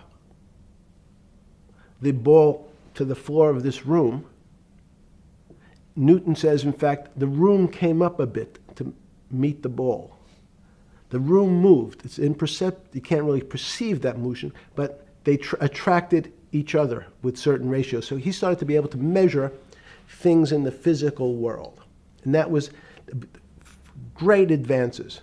It also, now you wanted to move very quickly. Unfortunately, most people, especially in the 20th century, 19th century, said, well, like Newton, let's measure everything. Let's measure people's behavior. Let's measure their psychology. Let's measure their health. You go to we can have my blood test. Let's measure everything. We measure Wall Street. Their voting habits. Measure, measure, measure. Can we put a number on how much I care for my wife? Can I put a number on how I feel? And we tried, unfortunately, we try to mathematize the finer things in life, and then recognize that there's things that, unfortunately, just fall outside. Schrodinger wrote a very famous book about what is life. He was trying to figure out a way, can he describe the difference formulaically between things that are alive and things that are dead? The answer is no. The things that are alive in my world are miracles, not magic. Magic has a bad connotation, trying to hide things. You don't believe in the spirit or the soul? That's what animates people, is your spirit or your soul. That's No. Have you ever seen someone die? When they die, their spirit leaves. Their soul leaves, no question. So in There's fact, no question to you about no that. question. There's no question to you that there is some animating life force within us that leaves when you're dead. Yes, in fact, I refer to the soul. This obviously a certain the questions in the past, even Because during people would normally think you were soulless. So Thank you. But have you talk about you actually believe in it and have done some thinking about it is pretty shocking in its own right, isn't it?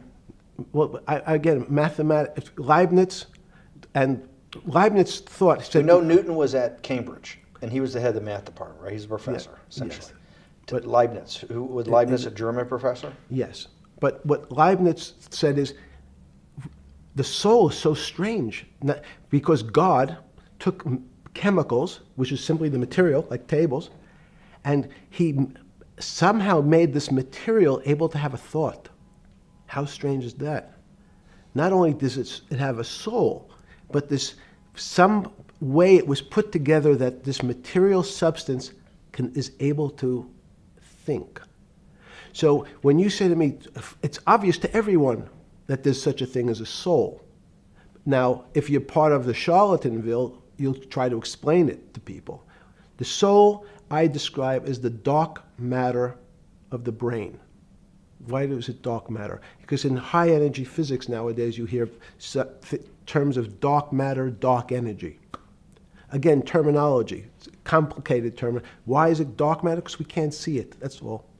What do you mean you can't see it? Well, somehow we see something moving towards this area of darkness.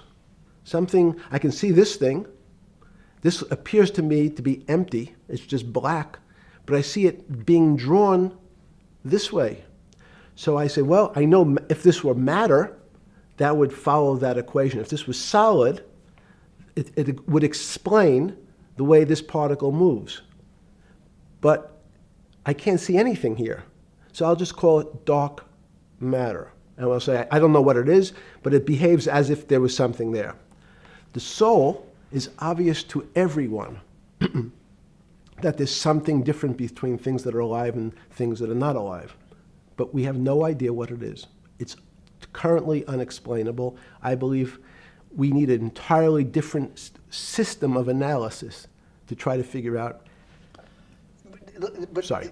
No, with Newton, with all his alchemical studies and things he worked on the spiritual side, Leibniz that just talked about the soul, Schroeder talked about what is life.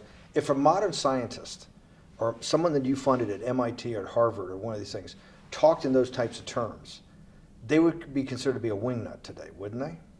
They would not be on the path for tenure, right? Unless they were in the philosophy department. This is exactly my point. We're talking about three of the greatest mathematicians in mankind's history that have really changed mankind. Talking like this, what happened? How do we get to a situation where they could not be in the high physics, they could not be in the mathematics department or working in high energy physics? Good, it's an easy answer. Newton was a combination of mathematician or geometer then and philosopher. And as time went on, those disciplines seemed to move apart. We had philosophy. Some of the philosophers can't do math, and some of the mathematicians. And again, mathematicians often break into two categories. People that solve problems. Those are more like geometers in the old days, just problem solvers. And then there's thinkers, theoreticians. They're more like the old movement towards philosophy. But neither one of those two groups have been able to figure out why something is alive as opposed to something that's not alive. No one's been able to describe what the soul is, but we all know it exists. And I think what we need is science is a bad word. I think science only describes the things we already know about the physical world. In fact, there's an argument that the physical world that we see has been created out of our systems of mathematics. Mathematics, everyone knows mathematics describes the physical world much greater than it should, unless my view, the physical world really comes out of conscious beings that have mathematics. So they create it. This table appears to you and I to be solid. To a bat, because we have light that's bouncing off the table into our eyes, it appears solid. If instead of eyes that responded to wavelengths of visual light, our eyes responded to radio waves, the radio frequencies, it's not different, it's the same type of frequency as light, but different speeds, the table's invisible. We know that our phone works in this room. So the waves are coming through the windows, the waves are coming through the walls. So the walls are invisible to that type of radiation, that type of energy. The walls I can see them because my eyes, a physical system, determines that the walls are there. You, with Murray Geldman, you founded, or with the original donor, and had the idea of Santa Fe Institute. In 10 or 15 years later, that effort to study the complexity of systems mathematically. Yes. Was it's a total failure. Yes. A total failure. Total failure. Why is that? It's the failure of science because, in fact, if to some extent science doesn't describe romance. I don't know why I'm attracted to somebody. I don't know. People are attracted to each other, and everyone has the same feeling. They've seen someone walk in the room, and they say, "Oh, that person gives me a creepy feeling." Science has tried to describe. Science doesn't describe what creepy feelings means. They just know it's a creepy feeling. I think women as I said the last time, have an intuitive sense. What is intuitive? They have intuition, they have feelings, and they're able to deal in the realm of things that men, especially men like myself, find unexplainable. They have women have intuition, men see things a bit differently. Men want to measure everything, women are not really that interested in measuring. In what you're saying in macro terms, you actually think science, mathematics, maybe ultimately technology is moving to that more intuitive. I think science and math are old-fashioned. And unfortunately, people are still taught that they have to learn algebra in school and certain things in school, as opposed to learning to have an emotional. Is this what Larry Summers was trying to get at? Maybe he didn't say it perfectly enough, but what he was trying to get to in that system, the systems we study today, the way mathematics is either taught or understood, that women just haven't gotten up to the highest realms of engineering or physics or mathematics because of that. And you're actually implying that there's a either new branch of science, or we've hit an inflection point like in Newton that's going to go in a. Newton took mankind in a different direction because he was able to measure. Then you had subatomic, non-Newtonian physics later. Are you saying that you think there's another developing field that's coming up that may take us, I don't know how many decades to get our hands around, but that's what's evolving out of this? Yes. Yeah.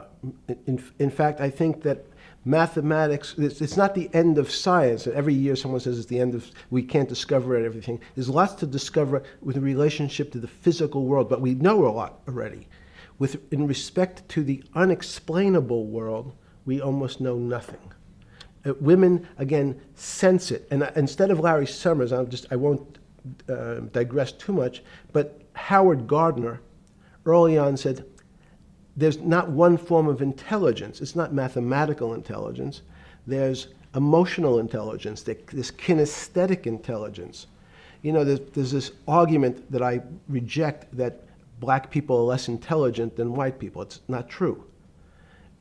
We know, for example, that if I was in the forest and I had to run from the lion or figure out a way not to be eaten, and my competition is a local African, I'm the one who's getting eaten because they have the intelligence to deal with their local environment. So it's just different. It's not better, it's not worse, but there's many differences amongst different types of people. And so people have different intelligences, and they excel in some intelligences usually, and less so in others. When did it come to, because the world of high finance is a world of pure reason, or is it a lot of emotion and gut checks and on trading desk and central banks when these decisions get made? Is it that high church, like the high church of science of high energy physics, or is it as much emotion that comes in as much as the mathematics and the reason? It's a great question. I think if you talk to really experienced and successful traders and you ask them how they know what's going on, they can't give you an answer. They don't know. They feel it. They can feel the way the market's moving. They can feel the way the stock's moving. And that these are not very well-defined terms. It's difficult to put in mathematics terms, how did I feel it? You could look back and make guesses what I was seeing. But great traders feel it and then act on their feelings. That's the difference. Many people feel it but are afraid because they want a mathematical justification before they take that next step. When you first got on the trading desk at Bear Stearns in the late 70s or mid 70s, were you shocked by how little actual understanding of mathematics that the traders comprehended? Yeah, well, again, we had a Texas Instrument calculator. Most stockbrokers, especially before 1975, if they were good stockbrokers, could add. That's about it. They could multiply. If you could multiply, you were already in the top 15% of stockbrokers. Stockbrokers simply meant there's a story. When I went to the first person, I had no money. And I said, how much money do you make a year? And he said, $400,000. I said, impossible. I'm making $10,000. That's probably more than your family had made in its entire existence. Yes. And he makes it in a year. I said, what do you do? And he said, it's too complicated for you to understand, which is what the main thrust of Wall Street people, they want to tell you it's too complicated. Because if you understood that that person was simply, he had a brother-in-law, in fact, in this case, who ran the pension fund at General Motors. His brother-in-law would call him and say, buy 1,000 IBM. He'd hang up the phone, he'd write it out on a ticket and walk it to a window. That was his entire skill set. Hello, write what my brother-in-law says, walk it to a ticket window. Give me an example when you were on the trading desk in the early days of Bear Stearns of a time that you felt either complete uncertainty or you saw total panic, where something was happening that people couldn't foretell, and that they were like in an airplane cockpit where it's going wrong. Walk us through that. In 1978, I think it was, across the news wires, there had been a collapse of the currency in Thailand. On the other side of the world, had no relationship to me. I wasn't sure where Thailand was. But the fact that a currency, a country's money, had all of a sudden dropped tremendously in value affected the rest of the world's markets. And people panicked because they'd never seen that before. A very small part of a very complex system had a shock throughout the whole system. So prices on Park Avenue apartments, the bond markets, the stock markets, every started to gyrate. You know, there's an old mathematics expression that if a butterfly wings in Mexico make the wrong turn, it spins out, and eventually, by the time it gets to Canada, it turns into a tornado. So these are part of complex systems. So yeah, Wall Street in certain parts. Santa Fe Institute was supposed to actually come up with a formula for that, for the butterfly wings. Why in 15 years did you reach the end of at least that experiment? Every attempt to, that's why it's so exciting now, because I think certain people are starting to realize that there's so many things that are unexplainable that we have to think about them differently. Music is a great example. It's a common man's example. You know, when you hear a certain song, it makes you feel a certain way. How does it do that? We don't know. We can't mathematize it. And even that music, Steve, nowadays we compress music. When you have a violin, it's compressed onto your iPhone. So what does compression mean? I'm taking lots of information and I'm cutting it into lots of pieces and squishing it together. And when I squish it or compress it, I have to take out lots of pieces, but I say that they're not very important pieces. It's those pieces that we take out when we compress data, to me, are the most interesting parts of life. You just said a while ago, part of this new search for science may go back to when people were actually talking about a soul, and you said there's no doubt in your mind that there is a soul. Describe for me what you mean by that. What do you mean by soul? What do you mean soul different than the physical analog body that we're seeing on film right now? It's difficult to describe in words. I mean, I'm not a poet. Poems get a little closer to what that really means. But even the concept of what is life becomes complicated when you deal with plants and seeds. Is a seed alive? I don't know. Certain people would say, no, it's dead. When you're a banana, one of my favorite examples is the banana that's sitting on the countertop in your kitchen today. Is it alive or dead? What do you think about human life? What is human? Tell me about human life. But your banana is alive. That banana is breathing. It's on your. You say that's impossible, Jeffrey. No, it's not. Is the banana conscious? All these words. These are words. So everyone's trying to fit a very complicated concepts into a very small box called conscious or alive. These don't fit in that way. So if you put your banana in a bag and put another fruit in with it, the fruit ripens faster because the banana breathes with it. We don't understand most of those things. So you asked the big question. Sorry. You talk about the life. What about human life? What about it? Tell me what do you think? What do you think human life is? It's a miracle. It's a miracle. And when I say miracle, I can't explain it, and I make no attempt to explain it at the moment. We don't know how to think about it. And anyone, and again, another one of the Feynman quotes when he was talking about quantum physics. He said, anyone, Jeffrey, who says they understand quantum physics and quantum mechanics and quantum behavior, you know they're lying. Let's talk about it. That's post-Newtonian. Talk about what's the difference, who founded quantum mechanics, why is quantum mechanics taking Newtonian physics and taking it to the next level? It forms a much broader category. Let's go back to this desk. You use the thing of Newton using this desk. Why can't Newton's theory explain everything? Why did subatomic quantum mechanics or quantum physics have to come in to explain this? Well, so let's go right back to square one. Why is it called quantum physics? So quanta is a word that simply means packet, small amount. So it's quantized. So we recognized, when we recognized that this table appears, another very complicated word, solid to us, it's really made up of molecules or atoms. And atoms, we've given lots of names to what some of the behaviors. If you were in school, when you and I were in school in the 50s, the model was a little center thing in the middle, and an electron went around and around it. It was seen as a ball that went around and around it. And as we started to look at, say, well, let's see what this ball looks like. I want to be able to examine that little thing called an electron. We found that there was nothing there. There wasn't the thing. It was simply a cloud of energy that we can call an electron. So we already started to see mysterious things as we go into very super small quantities, quantum physics. So quantum physics started to go into the very small, and at very small distances, we see things that we can't explain.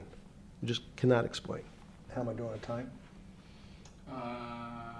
4 minutes. Fine. And to summarize, no, sorry. Let's go back to human life. When do you think human life starts? It's not these. So you see, this is the question. You're asking me to measure something again. It's the disease. It can't be measured. You just hate making commitments. That's why I'm not married. I'm peeling this onion back a layer at a time. All your bullshit and happy target can't be measured like that. Is that to say measure it's a commitment. You don't even like a commitment when you answer a question. I don't. As know. they say in golf, commit to the shot. I don't know what it means to be measured. You do know what it means to be measured. You're one of the leading currency traders, hedge fund guys, or stock market financial wizards. You're in the high priesthood of high finance. You certainly know how to measure. That's why you're a billionaire. Any other answer besides that is total and complete bullshit, and you know it. I know very few things. You know things can be measured. You measure every day. You weigh and measure every day. You weigh and measure people. You weigh and measure leaders. You weigh and measure economies. You weigh and measure politics. It's a very good. You weigh and measure. Hang on. Your whole life, in fact, is measuring.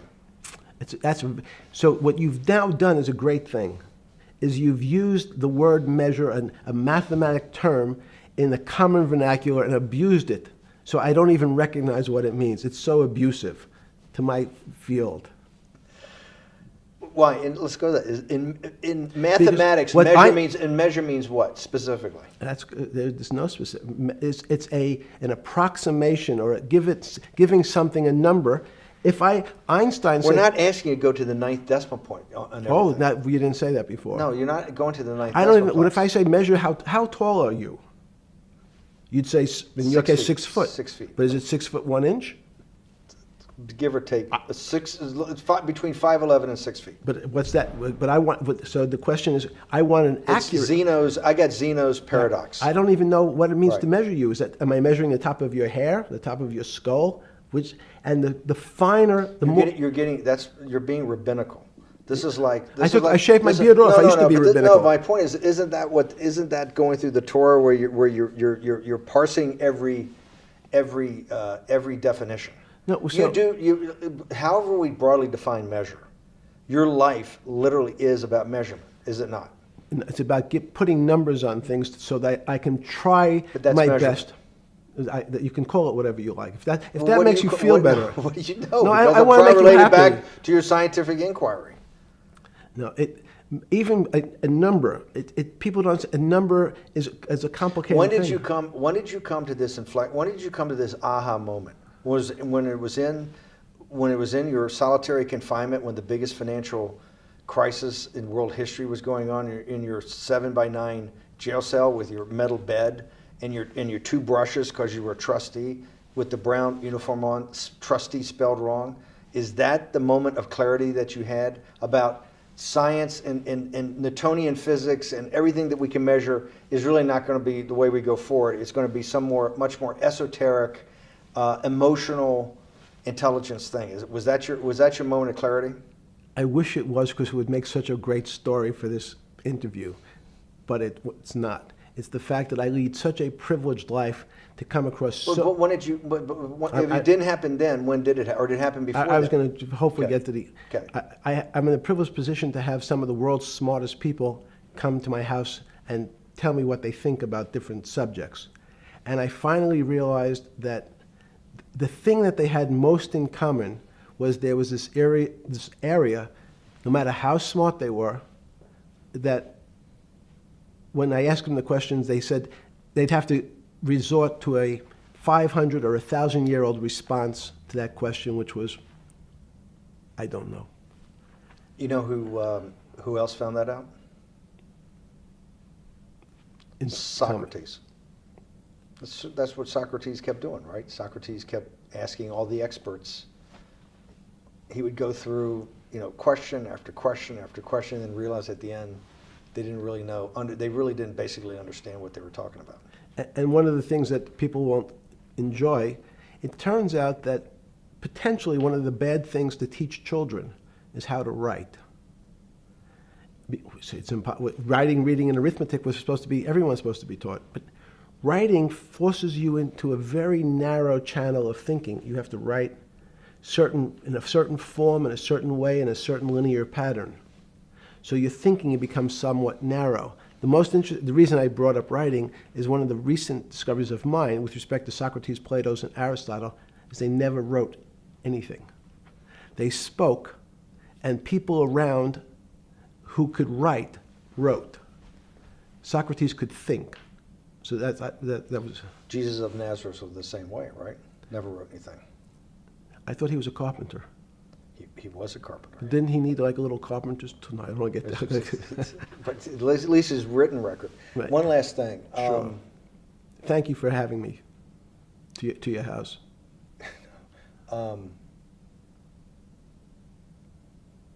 Vegetable juice. Let's go back. Look what vegetable juice does. When did the beginning of that, was there any one aha moment in all these great thinkers? Did it happen before 2008? Was it after? That came up over, I know, many years, but when did you actually realize, hey, something new's got to be developed? Yeah, that's great. Is that because again, I'm privileged enough to have people around me who've given lots of philanthropic gifts to institutions of higher learning, and when I said the impact, how do you judge the impact of your giving? And we sat down and said, no really new ideas have come out. And I realized that, of course, it hasn't come out because we've been looking at using science and mathematics, and it's the wrong tool. It's obvious. Institutions that are set up and try to put forward knowledge and understanding and truth, should they take your money? Derek Bach at Harvard said, taking money for good causes is a good thing. So if Hitler took all the gold out of the teeth of the Jews and said, I want to give this to Heidelberg University to fund the Leibniz chairs so that I can study high energy physics, Derek Bach would say that was fine? Again, these questions are questions where good people on both sides, like your Charlottesville, could differ. I don't know the answer to these questions. So tell us the two. Give us the two answers. The one answer why it shouldn't be, and then the one answer. Derek Bach says, I'll essentially take cash from anybody because I got so many projects, so many good guys, and this is the way I'll do it. So I'm indifferent to where the cash comes from. Money's money. And if I got good guys, I'm the fiduciary that says these are good people and this is good research, okay? I'll take the cash from any source, including you. What's the other argument? Let me give you that I know in my case, Is your money dirty money? if you live, I just asked a question. Is your money dirty money? no, it's not. So in fact, Why is it not dirty money? because I earned it, a heart. But you earned it. I earned it legally. We went back to this before. You earned Yes. it. You earned it, advising the worst people in the world, right? That do enormous bad things, and just to make more money.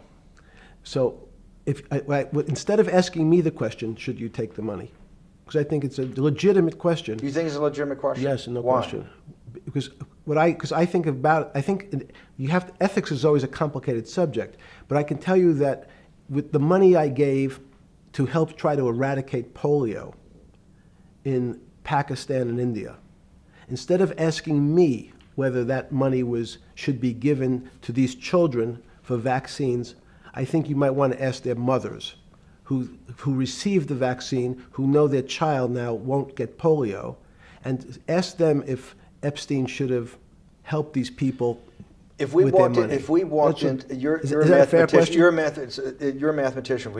that clinic where they're giving that money out to these people that are in the most dire straits of poverty and sickness, and told them that the money was coming from class 3 sexual predator? Tier 1. Tier 1's the highest and worst? No, I'm the lowest. You're yes. the lowest. Okay, tier 1, you're the lowest. But a criminal. Yes. That the money came from them. What percentage of people do you estimate? I understand you don't like probabilities. Do you estimate would say, I don't care, I want the money for my children? I would say everyone said, I want the money for my children. Did they know where the money came from? I think if you told them, if I told them the devil, 100%. the devil himself. The devil himself said, I'm going to exchange some dollars for your child's life. Do you think you're the devil himself? No, but I do have a good mirror. It's a serious question. Sorry. Do you think you're the devil himself? I don't know. Why would you say that? Because you have all the attributes. You're incredibly smart. You remember the devil is Was somebody the devil knows smart? The devil's brilliant. You read Milton's Paradise Lost. No, the devil scares me. Satan is at the number 1 or 2 archangel, and the reason he goes to hell and leads the rebellion is because he can't be the top guy. And his thing is, I'd rather reign in hell than serve in heaven. I saw that in a movie once called American Dharma. I don't remember who said it. Okay, we have to go. Okay, good. Okay. That was good.